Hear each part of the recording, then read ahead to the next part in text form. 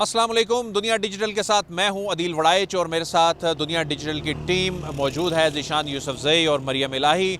आज हम दफ्तर ख़ारजा में होने वाली ब्रीफिंग जिसमें अहम डेवलपमेंट्स हुई हैं, जो रिचर्ड ग्रेनेल जो गुज़िश्ता कई रोज़ से साबिक़ वज़ीर आज़म बानी PTI इमरान खान से मुतल्लिक, उनकी रिहाई से मुतल्लिक ट्वीट्स कर रहे हैं। आज दफ्तर ख़ारजा में ये मामला जो है ये टेकअप हुआ, सवालात हुए, तो आज इस हवाले से पहला बाज़ाब्ता एक रद्द अमल सामने आया है।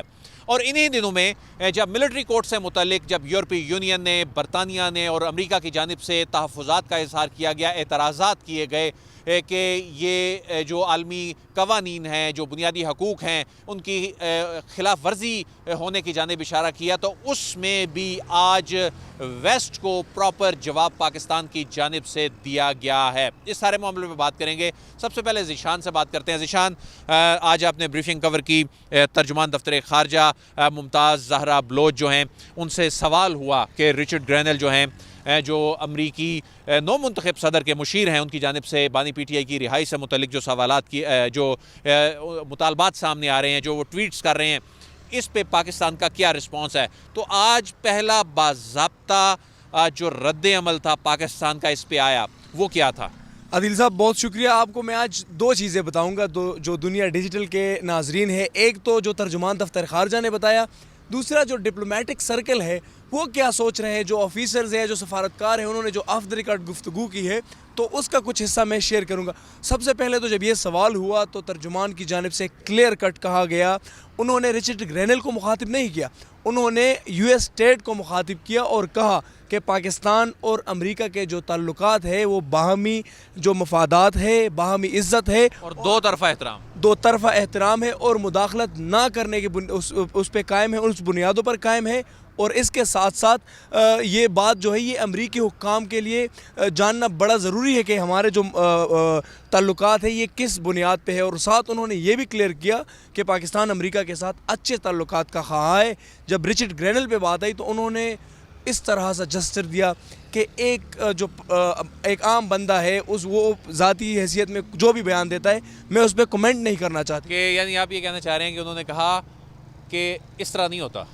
बिल्कुल, उन्होंने जस्टिस ऐसा दिया कि मतलब ठीक है, एक ट्वीट किया गया। फिर जब ये मामला कुछ फ़ॉरेन जो कुछ एम्बेसडर थे साबिक या कुछ दीगर अफसरान थे उनके साथ उठाई गई, तो उन्होंने बड़ी एक अच्छी बात की। उन्होंने बताया कि ये जो चीज़ अभी हो रही है ये ओवरडू हो रहा है, कि जो रिचर्ड है वो ट्वीट कर रहा है, TV पे भी बता रहा है। तो इस तरह होता नहीं है। जब कोई एक स्टेट दूसरे स्टेट को कुछ कन्वे करता है तो मीडिया से छुपा के और डिप्लोमेटिक सर्कल के ज़रिए, और अगर कोई पैगाम भी देता है तो वो इतने दबे अल्फाज में देता है कि वहाँ के जो है हुक्काम है उनको। ज़ीशान, अगर किसी ने वाकई में अच्छी इंटेंशन से कोई काम करना है तो वो इस तरह वो शोर डाल के और इस अंदाज में, गैर सफारती अंदाज में तो नहीं करेगा ना। ये तो मेरा ख्याल है कोई फ़ायदा पहुंचाने वाली बात ना हुई। ये तो यहाँ पर जिसके लिए आवाज़ उठाई जा रही है, जो तहरीक इंसाफ है, उनको ये मेरी ज़ाती राय है और इसमें जो ऑफिसर्स ने बताया कि ये उनको नुकसान पहुँचाया जा रहा है। दूसरा, अगर उन्होंने कोई चीज़ कन्वे भी करनी है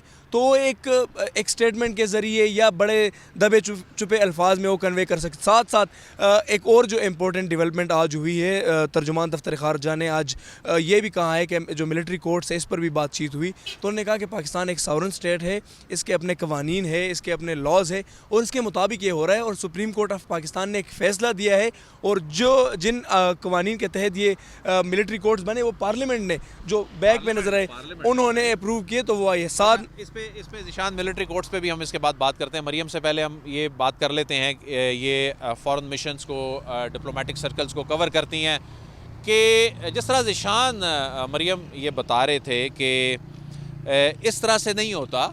यानी अगर आपने इस नोयत की कोई बातचीत करनी है, कोई पैगाम देना है, अपनी तरजीहात से मुतल्लिक बताना है, लेकिन ये जिस अंदाज में ये शोर शुरू हो गया, ये तो पाकिस्तान तहरीक इंसाफ को अगर कोई फ़ायदा होना भी है तो शायद इस अंदाज में तो दो रियासतें अपने मामलात नहीं चलाया करती। बिल्कुल ऐसा ही है अदील साहब। देखें, जब भी ये आपकी वाली बात कि जब भी दो रियासतें कम्युनिकेट कर रही होती हैं तो दबे दबे अल्फाज में भी किया जाता है, बैकडोर भी किया जाता है। जितना इस मैटर को हाईलाइट किया जा रहा है, और जिस तरह रिचर्ड ग्रेनल साहब अब तो खैर सामने भी आ गया, हमने तो लास्ट वीलॉग में भी यही कहा था कि अभी हम दोनों साइड्स को देख रहे हैं, जिस तरह से वो कर रहे हैं ये मामला वाकई ओवरडू हो रहा है। इसकी जिस भी मामले को आप ओवरडू करते हैं उसकी कॉम्प्लिकेशंस बढ़ती हैं, सिंप्लीफाई नहीं होती, क्योंकि हर काम को करने का एक तरीका होता है और दूसरी स्टेट को आप डिक्टेट नहीं कर सकते। पाकिस्तान के लॉज को, पाकिस्तान के जुडिशल सिस्टम को बाईपास या उनको सरपास करना या उसको जो है वो ऑब्जेक्ट करना, बाहर कोई दूसरे कंट्री में बैठा वो बंदा जो अभी तक ऑफिशियली जो है वो अपनी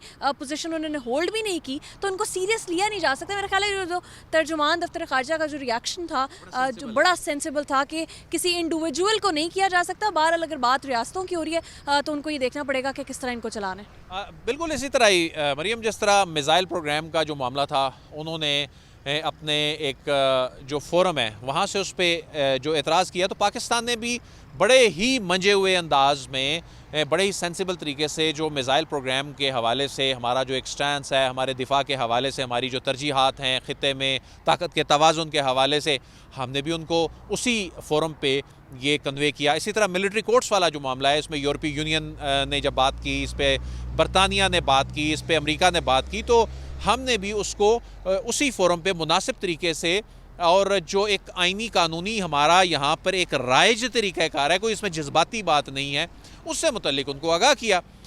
लेकिन ये जो एक तरीक़ाकार शुरू हुआ है गैर सफारती अंदाज में, ये तो उल्टा यानी जिस तरह ज़िशान बता रहे थे कि ये तो नुकसान पहुंचाने वाली बात है। बिल्कुल आपकी बात बिल्कुल दुरुस्त है। देखें आज जो स्पेशली जो दोबारा सज़ाएं जो बताई गई कि मज़ीद सज़ाएं सुना दी गई हैं, ये तो एक कैटेगोरिकल रिप्लाई है और ये वेस्टर्न कंट्रीज़ को ही बेसिकली रिप्लाई, अब वैसे तो अपना एक मैटर चल ही रहा है, लेकिन ये एक रिप्लाई के तौर पे देखा जाए तो ज़्यादा ज़रूरी है, क्योंकि देखें वो कंट्रीज़ तो बाहर दूसरा तीसरा कंट्री तो हमें नहीं बता सकता कि हमने करना क्या है। पहली बात ये बता दिया हमने उनको अपने रिएक्शन से। दूसरा ये कि क्या वेस्टर्न कंट्रीज़ ने कभी मिलिट्री कोर्ट्स की तरफ गए ही नहीं? ऐसा नहीं है। देर आर ओकेजन जहाँ पर एक्स्ट्राऑर्डिनरी ओकेजन में वो जाते रहे मिलिट्री कोर्ट्स में। आप यूएस की बात कर लें, यूएस तो गुंतानामो बे में जो डिटेनीज़ आए थे, क्या उनको ट्रायल नहीं किया गया मिलिट्री कोर्ट्स के अंदर, जो उनके मिलिट्री कमीशंस थे? तो इनकी हिस्ट्री है, फ्रांस में किया गया है। उसी तरह आप देखें इसराइल जो उनका एला है उसको डिफेंड किया जाता है। उनके यहाँ तो ये ओकेजन है, ये तो बल्कि नॉर्मल है कि सिविलियंस के ट्रायल्स होते हैं मिलिट्री कोर्ट्स में। तो it's I think it's quite naive of us to believe कि western countries are taking care of our human rights violations, जबकि दूसरे एरियाज में इस तरह नहीं रहता। FATF होता है जब, या मिसाइल प्रोग्राम्स वाला मामला होता है, या मिलिट्री कोर्ट्स वाले मामले पे, ह्यूमन राइट्स पे जब ये ममालिक बात करते हैं, तो आमतौर पे तासुर ये पाया जाता है कि ये लॉ फेयर से कहा जाता है, ये लोग इसको आर्म ट्विस्टिंग के लिए इस्तेमाल करते हैं, और बहुत से ममालिक के लिए जहाँ पे ह्यूमन राइट्स वायलेशन हो रही होती हैं वहाँ पे आंखें बंद कर लेते हैं, जहाँ पे दुनिया चीख चीख के ये झंझोड़ रही होती है इनको। लेकिन जब इस तरह के इंटरनल इश्यूज़ पे आके जब ये लोग बात करते हैं, तो कुछ लोग ये भी समझते हैं कि ये शायद इसका एजेंडा कुछ और भी हो सकता है। एजेंडा कुछ और भी हो सकता है, मेरा ख्याल है जो भी समझते हैं कहा जा सकता है, क्योंकि यहाँ पर ये बात दुरुस्त है कि कई ऐसे कंट्रीज़ हैं जिनको उसमें सपोर्ट किया जाता है जब वही काम कर रहे होते हैं जो हमारे यहाँ होता है। तो हमारे पास तो रीज़न्स हैं, साफ सी बात है। आपके पास रीज़न्स हैं, आपकी नेशनल सिक्योरिटी के जो इशूज़ हैं, अगर वो आ रहे हैं उस जुरिस्डिक्शन में तो वो जाते हैं इन कोर्ट्स के अंदर।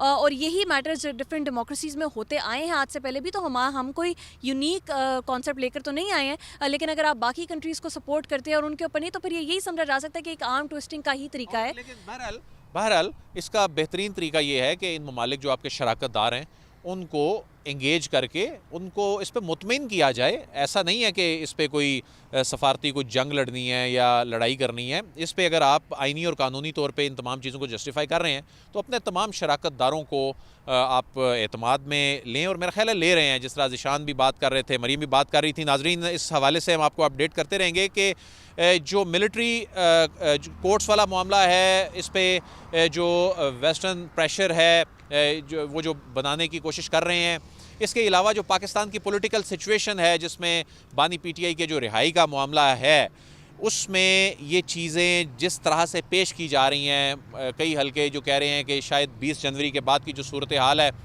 उसमें पता नहीं क्या से क्या हो जाएगा। ये चीज़ें शायद इतनी सिंपल भी नहीं है।